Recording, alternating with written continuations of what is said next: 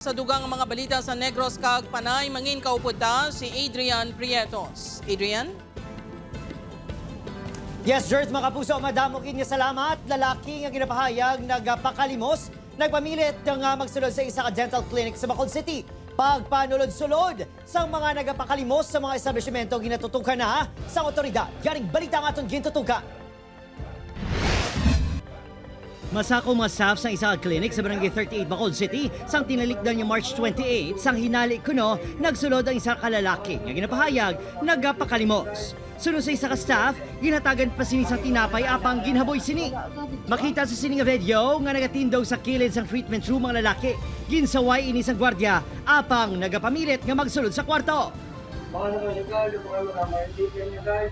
Baka pinaka-beses kuno ini nga nagpamilit nga hatagan sa kwarta sa iyad dala nga sobre. Plano yung kaya masulod sa inyo sa wise sa upod ko nga hindi na pwede kay treatment room na da. Nga ma-measure gisaya nga dapat tagaan gisaya. Nangakig siya sa akon. Tapos ga-demand sa nga kundi matagan nga pangakig sa.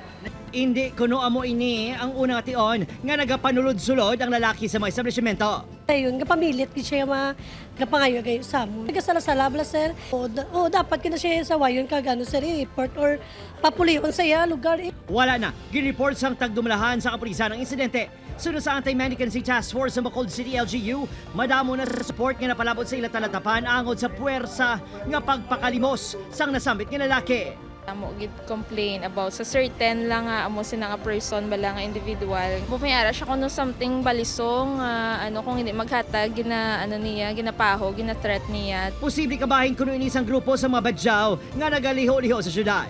Nagapakig-angot na ang DSSD sa kapulisan agud makitang lalaki sa video kag mapabalik sa ila lugar. Opod, Kiril Casillo, Adrian Prietos, 1 Western Visayas.